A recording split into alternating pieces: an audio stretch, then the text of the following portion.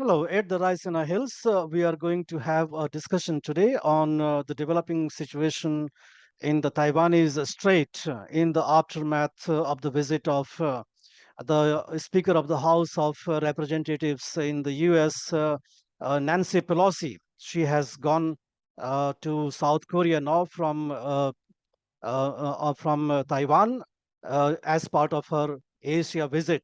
She had been to Philippines first, and she had also gone to Malaysia, and after that she came to Taiwan.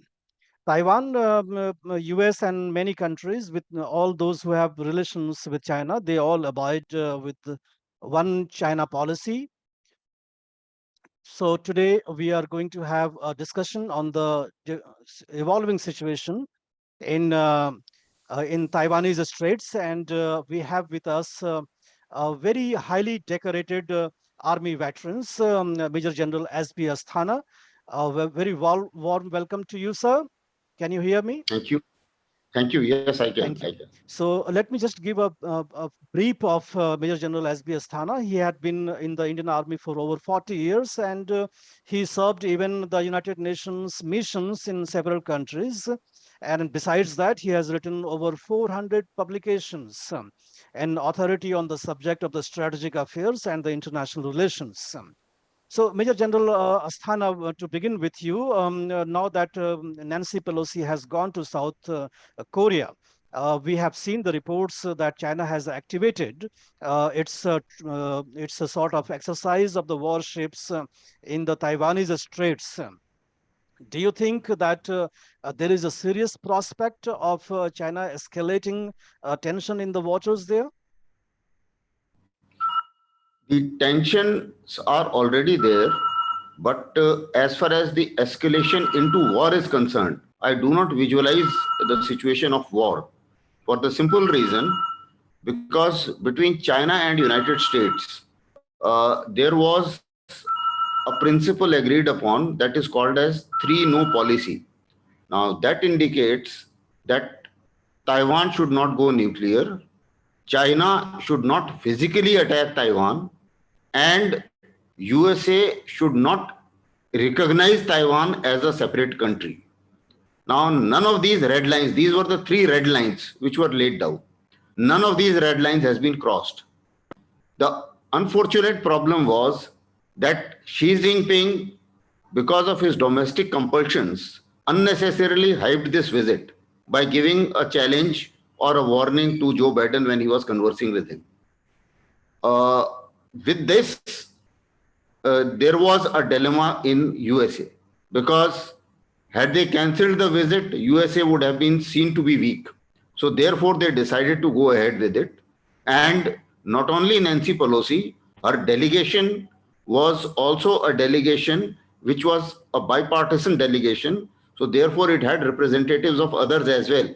So therefore, there was a consensus decision of USA, considering the delegation of Nancy Pelosi, that they wanted to make a point that yes, we will visit. And therefore, China was stuck with a situation that this is a big embarrassment for China because despite their warning, which actually should not have been there at the first place, USA did what they did. So therefore, China has to show something to their public, and that something can be a massive, shall I say, military exercise or aggressive posturing.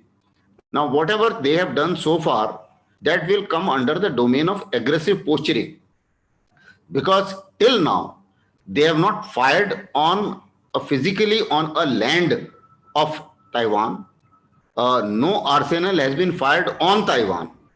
And what they have done so far is that they have violated their airspace, but they have been doing it for so many years now. So that's nothing new. As far as naval ships are concerned, or Taiwan Strait, the question which you asked.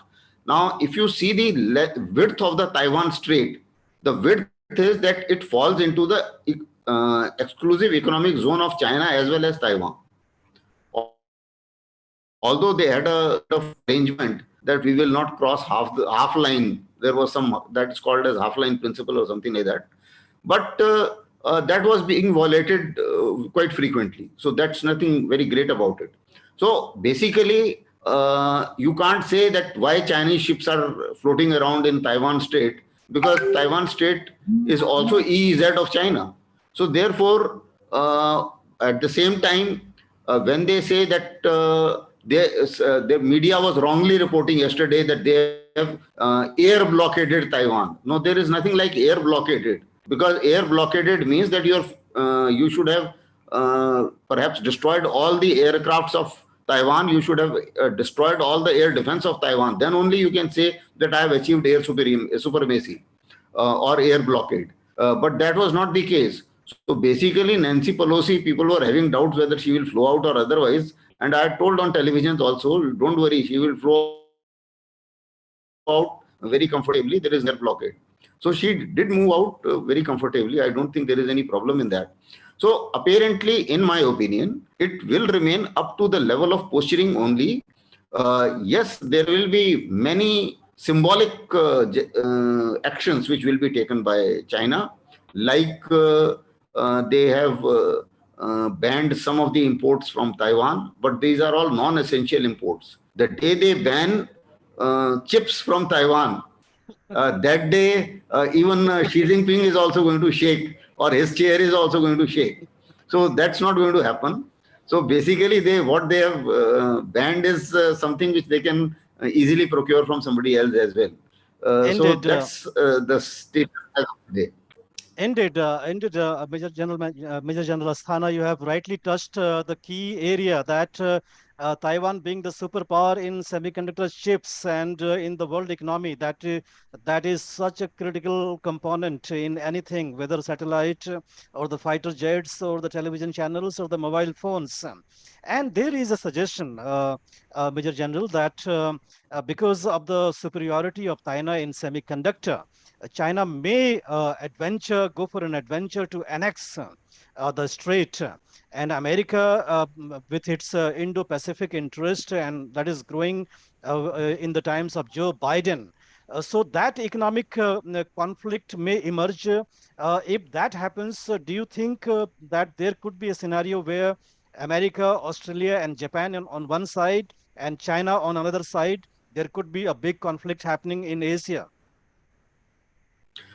See, the scenarios are always worked out, and the scenarios, nobody can say that this cannot be a scenario or this can be a scenario. So, as far as scenario is concerned, yes, there is a possibility and there is a scenario of this kind. But we will have to see whether does the cost benefit analysis in strategic terms, does it suit China to do it? There has been an article, I had also written an article, and so had one of the PLA general also wrote an article in South China Morning Post. I'm sorry. No issues. So in that article, it was quite very well brought out that if you see the cost benefit analysis, now Taiwan is the only country which has trade surplus with China. So therefore, the Chinese money is, Taiwanese money is heavily invested in China as it is. So financially, reaping the benefits of Taiwan's technology as well as prosperity. Disturbing that is economically not a viable option. Now you talk of symbolic reasons. Why they keep violating those air defense zone and things like that. The reason is that the present president of Taiwan, she is from a party that is DPP. Now DPP is known to have a strong stance of an independent Taiwan. And Xi Jinping, from the time he has come in power, he is trying to deter them not to declare themselves as an independent country. Now, and he is hoping that if Xi Jinping loses election, if Tsai loses election, then KMT can come into power, and with KMT, the Chinese don't have much of problem, because KMT had been following their line quite frequently. So they were hoping that perhaps Tsai Ing-wen will lose elections last time, which didn't happen, and Tsai Ing-wen won the election with thumping majority. Taiwanese feel that they should remain independent. They don't want to. They don't see themselves with China. At least 70 to 80% of them don't see themselves with China. Although 95% of population of Taiwan is Han Chinese. Now they have marriages both sides. The biggest problem is Xi Jinping ready to bear the body bags of Chinese both sides? Because after all, it is the same relatives which are there both sides. So basically, if you attack, then your soldiers are also getting killed and the others are also getting killed, and both are related to each other. So there can be a major pushback. Secondly, Taiwanese, although a very tiny defense forces as compared to China, but they are very modern defense forces and they have been preparing against an amphibious assault. Now, we all have seen whether in Afghanistan or in a whole lot of other countries, unless you physically capture, nothing moves. Because with all kinds of arsenal, you can do a lot of show of force, but you have to physically. Now, for a physical amphibious assault, Taiwan has got a fair amount of defense. So therefore, if Xi Jinping takes a chance, and by chance, if he fails, or if, let's say, this operation lingers on, then he will lose his third term in November, because everybody is going to criticize him. One, because of economy, because he will destroy China economically, he will destroy China socially. The democratic wind from Taiwan, let's say hypothetically, if Taiwan gets joined, the call for democracy will not end. So the democratic wind will also start flowing in Beijing. So there are many strategic calculations which indicate that it is not in the interest of China to annex Tibet, to annex Taiwan. Taiwan. So therefore, yeah. So therefore, the situation is that he will do fair amount of military posturing. He will do fair amount of saber rattling. He will fire all around Taiwan. I have no doubts on that. But when it comes to putting steps or putting his infantry on Taiwan, that may be perhaps a far-fetched, because Taiwan is mentally prepared to take the first onslaught, and after that, I'm sure the whole world community is also going to react. Now, how they will react is a different issue, because USA is still playing the game of strategic ambiguity, because once Joe Biden said that, okay, I will support Taiwan and I will fight with Taiwan, and then it was retraced, no, that there is no change in one China policy, etc., etc. But then the fact is that USA has signed Taiwan Relation Act, then they signed Taiwan Travel Act, then they signed National Defense Authorization Act to build Taiwan's military almost at par with any US ally. So therefore, there is a lot at stake for all sides. Secondly, if you see, I told you about Taiwan Strait, that it is a narrow strait, so both can claim each other. As far as EEZ is concerned. But if you see, if Taiwan has to be surrounded and if Taiwan has to be attacked, then it has to go from all sides. Now, if all sides means that the maritime space of Japan will also be used. So therefore, there will be an encroachment into sovereignty of Japan also. So willy-nilly, like it or not, Japan will have to enter the war. If Japan enters the war, USA has got a pact with Japan. So USA will also have to enter the war. So China knows the consequences. That means if you actually, let's say, fire on Taiwanese territory, or if you put your soldiers in Taiwanese territory, that means it is a trigger for a very major escalation, which I don't think China is mentally prepared at this stage. So therefore, I think this will remain up to the level of aggressive posturing that he will continue to do, and his whole aim is that somehow deter US from recognizing Taiwan as a country, and Taiwan of declaring US as declaring itself as a country, and Taiwan going nuclear. Now, these are the three things which he wants to stop by this aggressive posturing. Indeed, that's very enlightening because these are all new perspectives which are not in the public domain.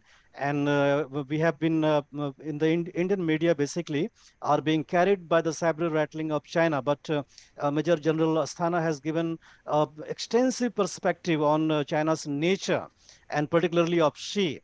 But Major General, I would like to draw your attention that the 20th Communist Congress is going to happen in October, November, and she will be seeking another 5 years term.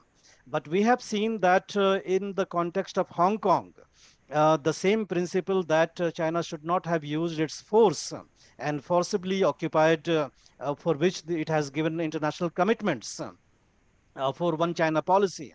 But we see in Hong Kong that many of the democratic activists have been sent to jail, and a lot of suppression is taking place. At the same time, the Chinese expansionism is everybody to see, and even India is a victim. Nepal is also a victim. Bhutan is also a victim, and in the South China Sea, we are seeing the unraveling of the Chinese expansionism in times of Xi's tenure. So how do you look at these aspects? Firstly, Chinese expansionism. Now, China has a policy which is whether you call it salami slicing, that is in the that is in the continental domain, but I call it as incremental encroachment strategy. Now, the strategy involves that you keep moving ahead, try and occupy something without fighting, and if somebody resents, then you stop. Now, this is what they have followed in Doklam, that they kept moving ahead. When we stopped, then they stopped. Then they didn't fight. And they stopped the construction of the road. Similarly, in Ladakh, when they found an open space, they moved in. And when they were stopped, then they stopped. So this is what the incremental encroachment strategy is. And it follows Sun Tzu's principle, which says winning without fighting. So China is used to winning without fighting, and whenever it fought, it normally lost, whether it was in Vietnam or in many other scenarios. That's one part of it. The second part is comparison with Hong Kong. Now, Hong Kong was handed over to China, and the Hong Kong one country, two system comes with the backdrop that Hong Kong is part of China and is it's an autonomous system. So that was the situation. Whereas as far as Taiwan is concerned, this island was with Japanese, and when CCP came into power, and when the shall I say when Chiang Kai-shek there was then he went into Taiwan. Now, from the time Chiang Kai-shek occupied Taiwan, Taiwan has never been with China. So there is a difference between the two. Secondly, Taiwanese got a separate government. There is a convention which says, that convention says that for a country to be defined as a country, you need a government, you need capacity to govern, you need the size. Now, Taiwan's size is more than 3/5 of the countries in the world. Taiwan's population is more than 75% countries in the world. So, if you see all the qualifications of a country, Taiwan qualifies all these qualifications. Hong Kong did not qualify all these qualifications. So therefore, the case for Taiwan, and Taiwan has been representing as Chinese Taipei, even in Olympics. Taiwan is also a member of a number of international organizations and separate entity. So Taiwan's case is, that's how it becomes different. It's a total separate governance which has no connection with CCP. Whereas in case of Hong Kong, even the chief administrator was supposed to have a connection with CCP. Here in Taiwan, no president of Taiwan had any connection with CCP, nor was he appointed by CCP, nor in his selection process there was a case of CCP.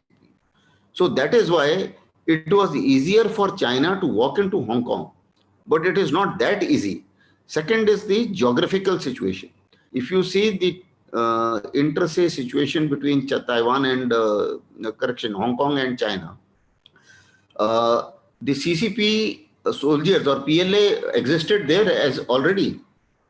It was not that they didn't exist there. Secondly, the geographical reach to Hong Kong is much easier. Whereas in case of Taiwan, there is a Taiwan Strait in between. You have to physically launch a amphibious assault to get into Taiwan. So this is what makes Taiwan slightly different than the case of Hong Kong. But notwithstanding that, conflicts do occur. Even let's say when we talk of aggressive posturing, there can be accidental triggers also. Let's say hypothetically, if some aircraft of Chinese gets too close to some important building like Taipei 101 and Taipei air defense artillery fires, then there can be an accidental trigger also. So what you are saying, nobody can rule out a possibility of a conflict. Nobody can rule out. But at the Indeed. same time, in the cost benefit analysis, should China deliberately go for a conflict? That is where perhaps we are analyzing, and that is where my analysis is hinting to. Indeed, you are absolutely right. The cost is definitely too high for China to go into such adventures. But given that for the last couple of years, we have a standoff at the line of actual control in the eastern Ladakh.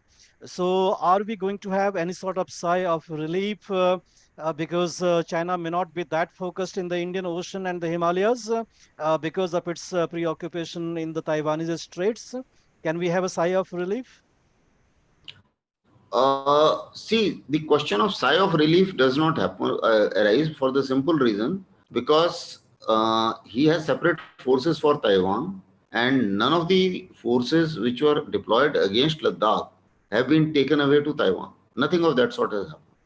That's one part of it.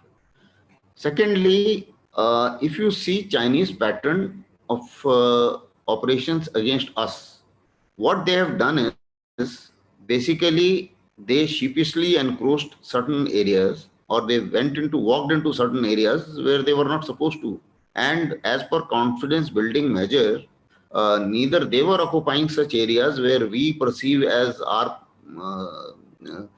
which is LAC as per our perception, and there are certain areas which they perceive as per their perception that this is where the LAC is, and then there is a intervening area in between.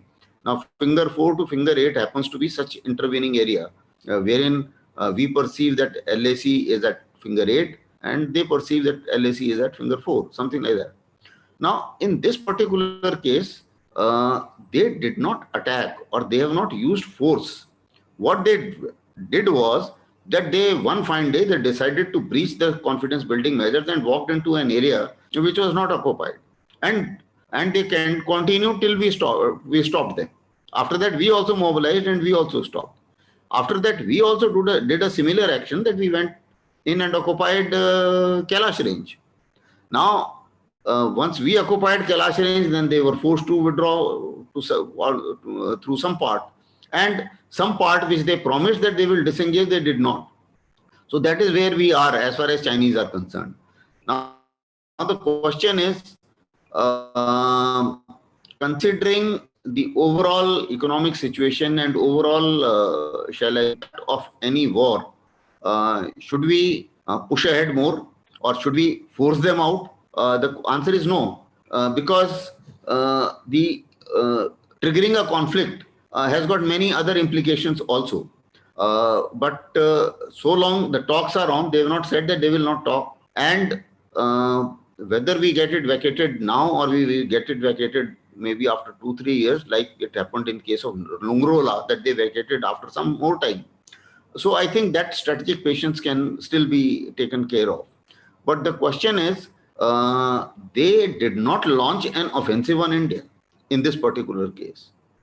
They certainly had a first movers advantage, and they exploited incremental encroachment strategy.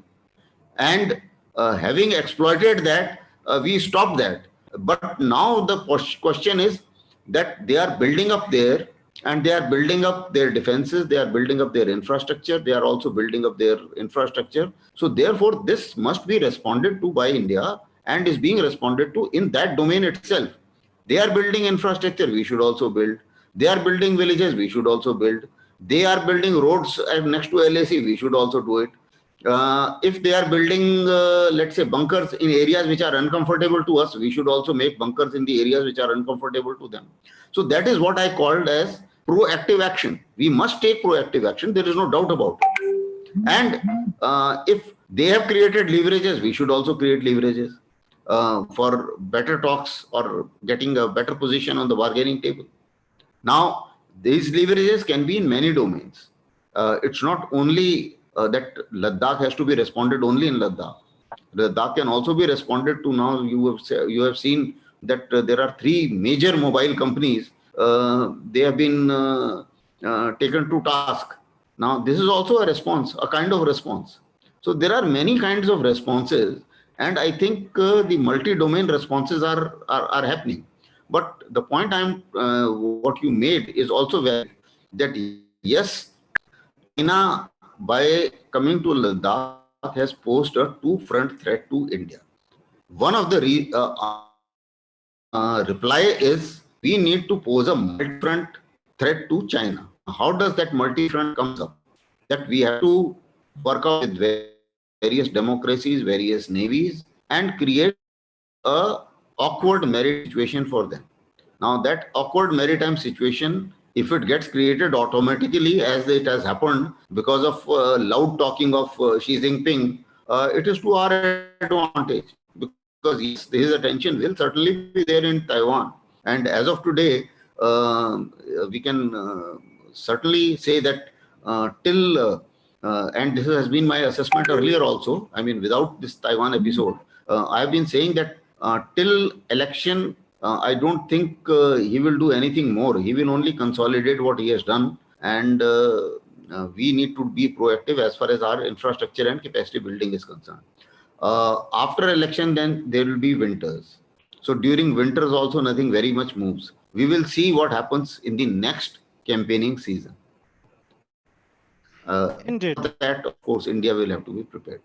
So on that note, we will wrap up our discussion on the prevailing and developing, evolving situation on the Taiwanese straits. Major General S.B. Asthana has given a very intense, in-depth perspective on the situation out there and China's strategies. Thank you so much, sir, for talking to us, the Raisina Hills, and we really appreciate your time. Thank you so much. Thank you. Thank you.